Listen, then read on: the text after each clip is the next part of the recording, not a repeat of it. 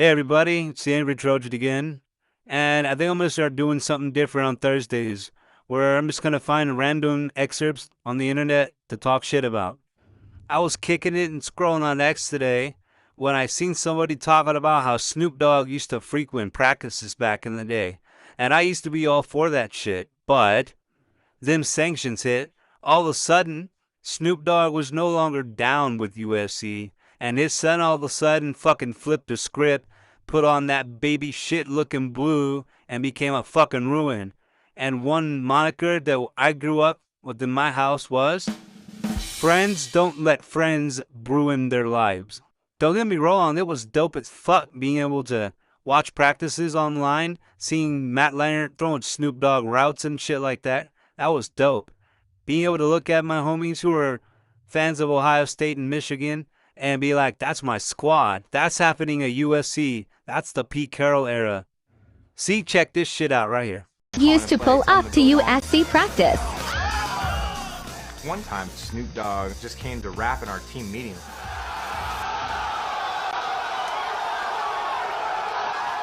Let me show you how it goes. I stole the show. When I used to play quarterback years ago, I used to throw TD passes. I burned up their ass. But Snoop Dogg is on the field, pecking the... I used to think that shit was fire. And that was cool as fuck. You know what I mean? But then his son doesn't want to be like his uncle, Warren G., whose son, Elijah Griffin, went to USC and was a dog. No, this is what we fucking got from Snoop Dogg. Zero loyalty. I thought he was ride or die for the USC Trojans, but this is what the loyalty from Snoop Dogg gets you. No! Ugh. This shit is awful. And I don't know about you guys, but I'm not a bandwagon fan. I've been watching since I was a kid in the Paul Hackett era, and I haven't thought about fucking switching sides at all.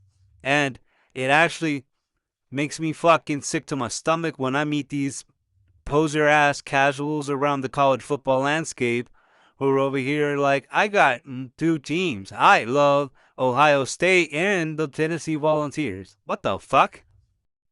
That's a big-ass bottle of nope sauce for me. And I won't be down with anybody who fucking pretends to be one thing and then turns around and does another thing. And let's not forget, as soon as them sanctions hit, he fucking dipped on the Trojans. And all of a sudden, he was in that diarrhea blue. And my instant reaction was this. But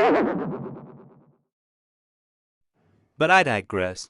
Let's go ahead and move on to another topic that I think needs to be talked about. And that is the fact that there's a lot of buzz around USC right now. With all these latest coaching hires, they are really paying off. All the fucking haters out there would make you think otherwise. But Steve Wiltfong put this out himself. There's a lot of excitement around this program. And in the NIL era, USC is as powerful as any program in the country right now. And I would fully agree with him, even though the haters out there love to talk shit and flap their gums. Even that master of bending the rules, going against the grain, and paying for players, you know what I'm talking about. Under the table Saban had something to say on the matter. Arrogant Nation on Twitter, also known as Rusty, he's not wrong about this, saying that when the GOAT speaks, college football should listen. And I would agree. Nick Saban saying, I'm not saying I retired because of Lincoln Riley waking up a sleeping giant at his USC, but the defensive staff he hired is elite. And it would be tough to compete with the Trojans. Looking at this screenshot, people talking about trying to make Alabama scary again. Why were they scary in the first place? The real team that was fucking scary was them 04-05 USC Trojans under Pete Carroll. Fucking Brian Cushing. You know what I mean? Clay Matthews. Jesus Christ. People were afraid of them Trojans. But why was Alabama scary in the first place?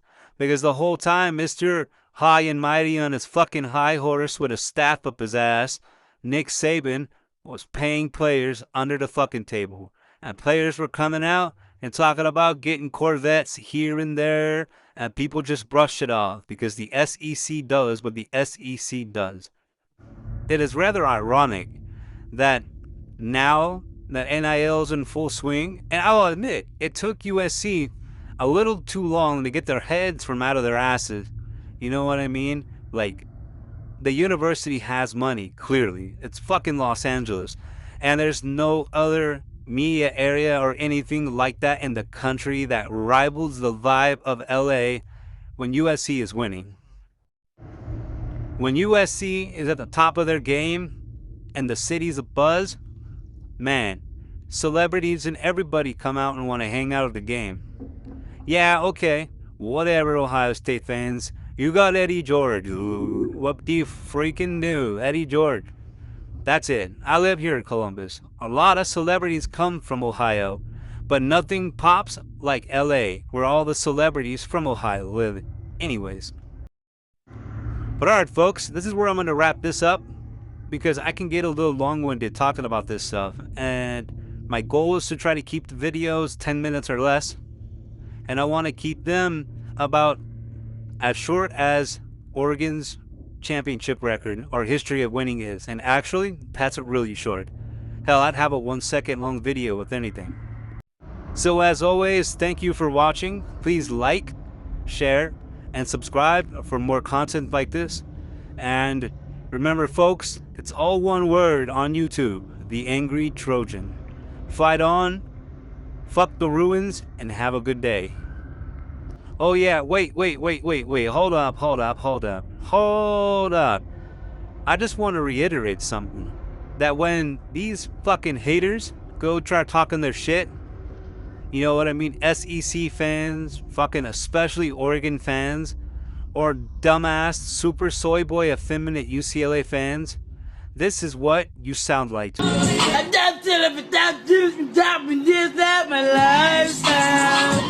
I just tell if it's true that I don't even know if you come and tell the beginning. Ha ha ha ha ha. It's fucking funny. Fight on, everybody.